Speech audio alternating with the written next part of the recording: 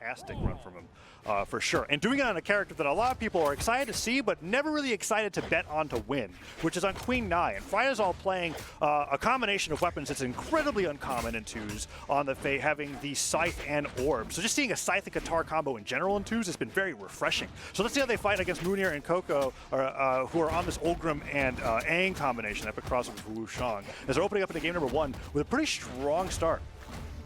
And then FryDasOle able to get that neutral and just saying, hey, and that is the beauty of Scythe. You just get to put people where you want them, right? Because of the active inputs, you get to just choose, pick and choose. Hey, am I keeping you on stage for the combo, or am I putting you off stage to get a bit of space? But right now, Koko picking up that lance. Okay, what can you make happen with it? Nice and patient. FryDasOle now getting stuck in the blender, eating a downer, nothing too much else off of it. Let's see if FryDasOle is able to, okay, that dare to side sig, lets it rip, gets the shotgun blast there, immediately destroys that stock. And then you were talking about the repositional power of Scythe with down air. Something that this team has been doing that's been so fun to watch is that they'll reposition people into the middle of a Queen 9 neutral signature. And that's what I'm hoping we're going to see a little bit more of as they continue to send this lead further and further. Unless Fry just takes Mounir out on his own, go for the recovery, that's it. It doesn't matter. Fry might go down. What? He goes down, exchanges his first stock for Mounir's second. Absolutely worth it. That could have been further optimized by not chase dodging directly. It could have been. What direction could he have taken? He has to go the direction he faces. Never mind. Actually, I'm completely wrong. You're totally right. That was just fully optimal. You got the trade up, and now all of a sudden, KiXe knocked out to the second stock. FryDasOle knocked down on the last stock, but look at the difference in the damage between these two teams at the moment. Koko just playing nice and passive, right? Just playing like second beat, looking to get something going with the lance, and now getting something big started on KiXe. Yeah, FryDasOle going down after that huge lead that he was able to get on the Mounir is a pretty big deal, but Mounir's already been sent into orange, so Koko's got to be playing the front line here, and KiXe just sends him flying. Now Mounir stuck in the 1v2, gets hit by the recovery as well. KiXe's been finding so many of these small but strong hits on the guitars, and that side light end light almost gets picked up by the dare on FryDasOle. Means Mounir is now a strong hit away from just going down and leaving Koko in the 1v2. Oh, KiXe getting juggled a little bit, now left weaponless, has to find a way to be able to land, and Mounir just taking care of Koko for KiXe, saying, hey, thanks bro, appreciate it. Found a nice way to get back down, spear in hand, gonna whip that, gonna be sent off stage. I know! I can't believe Fry just went down there. Neutral signature takes him off the top of the stage while KiXe was spending all of this time recovering. His teammate, who was on his final stock, goes down. That's one of those moments where I talk about this all the time. Having your teammate at high damage on your second or third stock is not worth it if you're spending 4 to 5 seconds at a time recovering back to the stage. And now KiXe's been left in the 1v2 because of that. Now it's very doable, but still, brutal 1v2. This is doable. This is absolutely doable, especially if you take the stock off of Mounir. If I am Koko, I am protecting Mounir with my life, because look at this combo, the down into the D-light as well, looking for the finisher as well. KiXe eating so much damage, but you're not done yet. You can still make this happen. That's a side sig of KiXe. Do it. Oh, he went for the neutral sig instead. Oh, I think he may have lost his window. How do you do this? That was the one clean window. This is the slowest character in the game. How do you make a 1v2 happen here, Dara? Clutch with kick. This is the time. Okay, I suppose it's a kick. They're just going to leave the lobby. It's like, all right, DQ from the tournament. He wasn't able to do it. Couldn't win that 1v2. Oh, damage was low from Fry and KiXe across the board. 400 from KiXe, 363 from FryDasOle. This moment right here, KiXe should have just held right. Should have just held right under the blast zone. Would have had a better chance of getting back. Now, it may have not made that much of a difference because how quickly Mounir and Koko got that 2v1 combo started. But it was one of those cases where it was like, what benefit did you have living that much longer on that stock just to get one hit away later on? Really tough situation for them there, because I could have been saying the same thing if Mounir got hit away, but Mounir and Koko just happened to play a little bit better game one. Man, that end sig is an issue. I do not. Wushang neutral sig? Yeah. For people that like to jump out of disadvantage, I've never done such a thing. Never? No, I've never gotten punished by it. Okay, we're going into game 2. Let me tell you right now, this is doable. This is a doable game for KiXe and FryDasOle. They had it too, and then that is the volatility of twos. Your teammate goes down, and you take so long to get back onto the stage, anything can happen. But right now, KiXe is stuck off stage, and the reversal onto FryDasOle, trying to help each other out. Oh, dive kick, slide charge down sig, goes for the down light. What else can they get here? Just dashed up ground pound. You have axe, do it. Oh, but he doesn't want to do it. Nobody lost their stock until finally, the Wushang end sig tries to do it again just for good measure. The side who does end up coming out, that is the stock. I cannot believe that wasn't a good team going down in that first offstage interaction. Yeah, they did such a great job recovering there, and then once they got back onto the stage, Koko and Mounir have been showing from game 1 into game 2 that they've got some really solid follows, but FryDasOle on his own has been making some really great plays happen there. Gets that recovery knockout off the top onto Mounir. Koko now very damaged, goes up for that slide charge side sig, down there gets interrupted, and Koko, nice spacing. That's going to be a great reversal, and now they can switch back over to Mounir. I do like that ground pound, right? Because that's the kind of move, like, if you hit it, that is a powerful ground pound that could just take out the opponent with you, and you will stock up, so you are absolutely welcome to go through those kinds of commitments. Now, KiXe, stuck off stage. We talked about this before. The movement speed and how long it takes to get back on can be such a challenge, but KiXe is making it work. FryDasOle stuck between two blue team members, still wants to go off stage, still wants that scythe neutral. KiXe not losing their stock off the top quite yet. Red team has not found footing in the last 20 seconds. KiXe being nice and patient, stalling as long as possible as it takes for FryDasOle to come back on. Yeah, and unlike game number 1, this feels like, okay, same situation as before, but this time FryDasOle didn't get a 0 to knockout onto Mounir with the scythe, so it's just 4 stocks to 3. KiXe gets hit by that down air, sent straight down. Cider will catch him while he's sweating. FryDasOle gets hit by 1 ground pound. Nair could come through. Cider spikes him to the side of the stage. Ground pound takes him down, and that's going to be it. KiXe can't get there in time to save him, and just like before, it's a 2v1. Weapon throw dive kick. Jeez. Oh my. What? Oh. Damage numbers got lower. You know, the last block, they had so many game 5s. And now we are on the precipice of another potential consecutive 3-0. This is why they're content creators, I say. I'm nodding my head. Hopefully not. But also, these have been pretty brutal. That got like, it was like Koko and Mounir like were sloppy in game number 1 and then went, okay, let's just not lose to FryDasOle Scythe game 2, and they 4-stocked them brutally. FryDasOle's like Scythe game 1, that was setting up so many advantageous positions. They weren't really focusing on FryDasOle, and FryDasOle, whenever, you know, he was coming back onto the stage, was like, hey, I have a neutral. Oh, I'm gonna land on you with the down air. And then was just able to really pull off a lot of the pressure from KiXe. Yeah. And then that game 2, that just did not happen. It didn't happen. He was sent off stage a lot. The best scythe play that we saw from FryDasOle was like him getting a reversal on an overeager lance dare or something, or he's like, oh, he went so far off stage that scythe there hit, or recovery or whatever have you. So a huge change up coming up for FryDasOle and KiXe. Okay, it's double Mordex. We've just we've gone full scythe. We've gone full sandstorm. Scythe forever. Whatever. Here we go. Miami Dome. 3, 2, 1. So this is either going to go exceptionally well, or perhaps not at all. So let's go ahead and find out. What's the percentage chance on exceptionally well, you'd say? You know, because there's 2 options. It's effectively it's a 50-50? Is that what it is? Absolutely. I'm so excited then. Here we go. Game number 3. Double Mordex is about to blow everyone's minds, myself included. If they can start getting some hits landed here. They got double gauntlets so far. Let's see what Koko and Mounir are going to be able to do against this. Love this. FryDasOle just backing off, trying to go ahead and help out their teammate. A little bit unsuccessfully, though. Mounir now coming back on. Koko is stuck off stage against gauntlets. That could have been really nasty, really, really fast. Right now, though, Koko waiting, looking for the landing. Mounir, excellent little combo off the downer the downlight, excuse me, into the neutral. Oh boy. Oh, they're trying to get back on. FryDasOle incredible off stage. Gets the Sair. Could do it again. What is this going to be? He just has to stay off stage for the entirety of the set because they're apparently willing to go out there to fight him. No, FryDasOle, that was yours.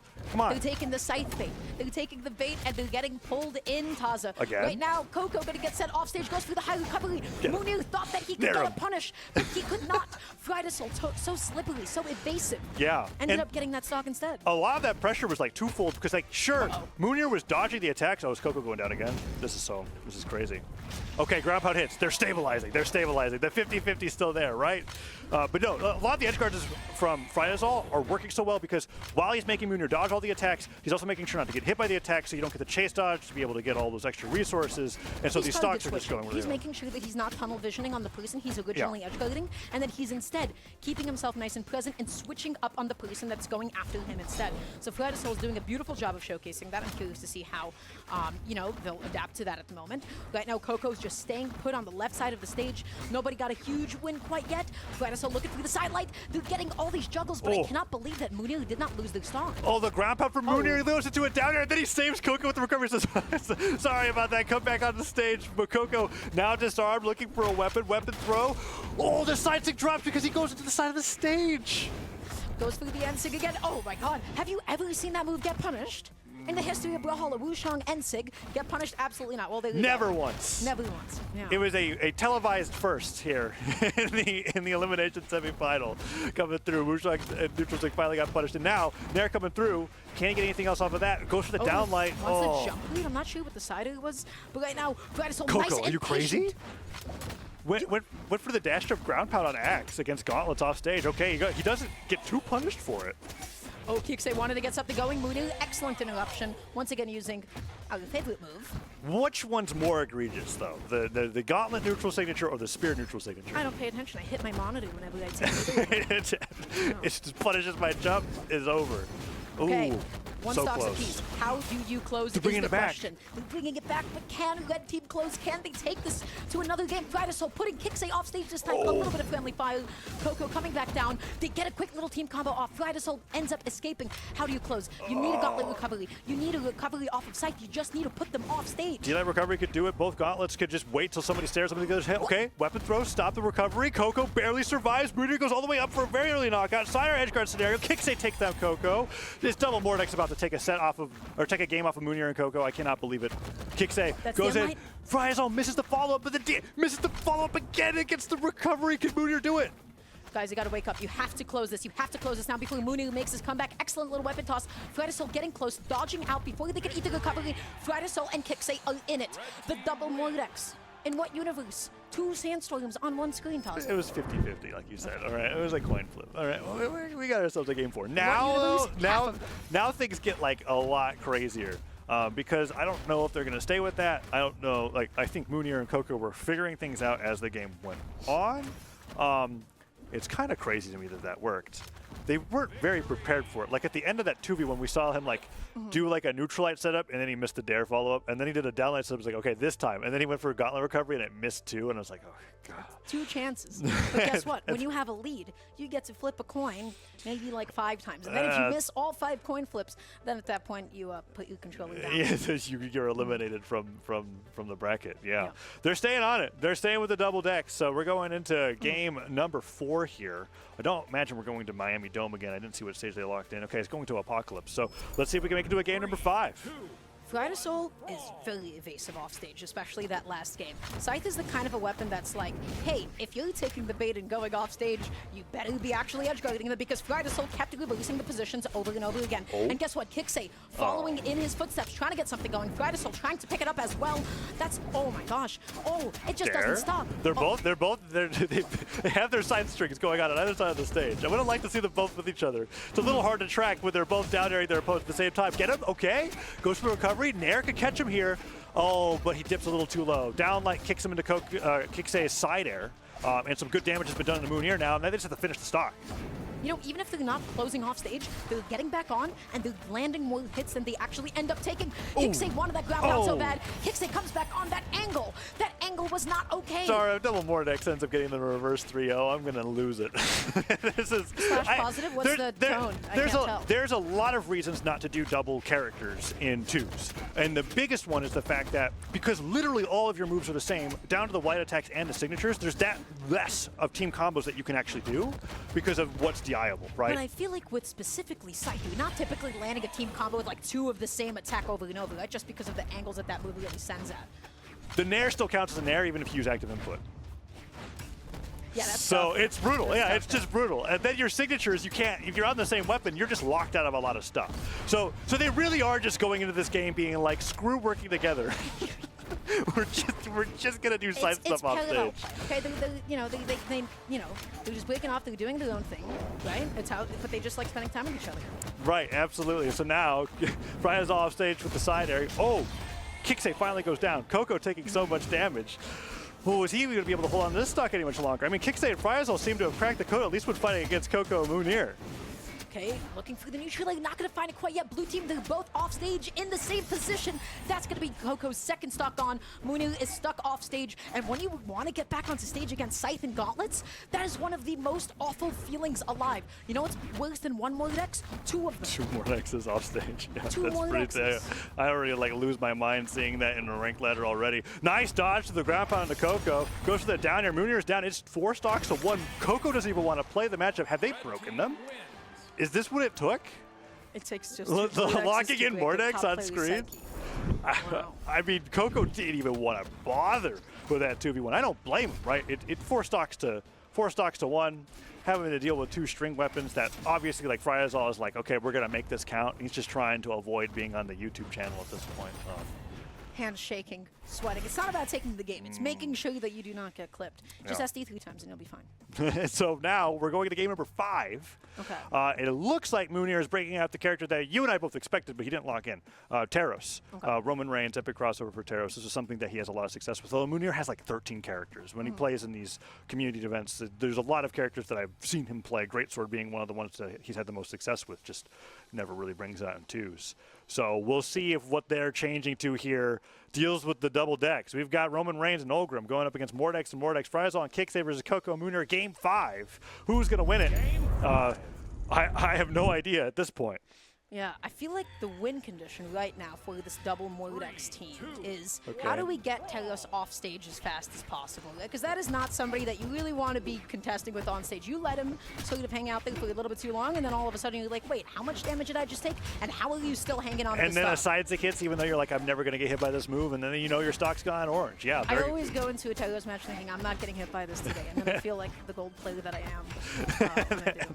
and then everything is just over. Let's see if that's going to be the case for FryDasOle and KiXe, because Fry has not been able to land against. Oh, wait, recovery hits. Mounir low on jumps. Go out there, Fry. Gets the side air. Okay, he has one more chance to make it back. Koko's going to save him. Oh, Ground and pound misses. FryDasOle, yeah, a little bit too low. Wasn't able to get it. Mounir comes off stage, gets that down, and now Koko looking to get a whip punish onto KiXe, mixing up his drift. They're all off stage. All of them getting The sent down. save? KiXe wanted to chase dodge back on, but the GCD, like, oh my god. Yeah, that Nair ends up hitting FryDasOle in like the corner of the stage, and he bounced off the bottom into the pillar. No chance of making it back. Terrible start for the red team here. Great start for the blue team after switching off to the Taros. Let's see if they can even it up.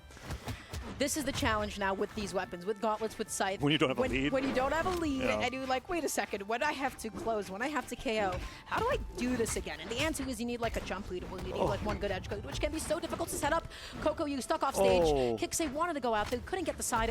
They need to close. They need to close now if they don't want to lose this game. It might be too late. Mounir's hit so many attacks on the hammer here alone. Stairs and Nairs coming through. That sider almost just takes down FryDasOle on its own. Sider ground pound, double edge guard. Gravity cancel side stick. Mounir was just playing around apparently because the Taros is looking beautiful. 6 stocks to 2. Is this going to be it for the double Mordex team? Okay, there's one stock. Can they get a second one?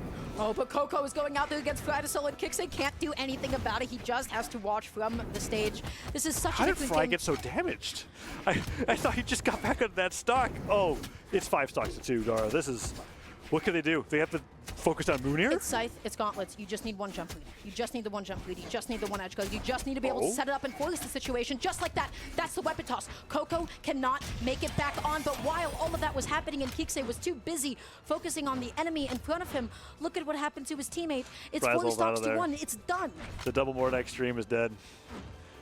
I'm trying to out. think about what KiXe could do here. Well, he could take down Mounir to stop it from being a 4-stock. That could be nice. I don't know. Those points don't really mean anything. It's not like anything changes here, but let's see. Mounir and Koko, however, once they switched over to the Taros Olgrim, I mean, that looked fantastic. We keep talking about that's a 4-stock. We keep talking about how Hammer's like, why isn't Hammer being played more? And then I see what Mounir did that game. Doing by far more damage than anybody else on the screen, 600 damage compared to the 346 of his teammate, and then 275 and 216 for the red team individually. All of that damage, I think, was done by Hammer as well. I cannot believe it. Mounir destroyed them in that game 5. That was pretty brutal.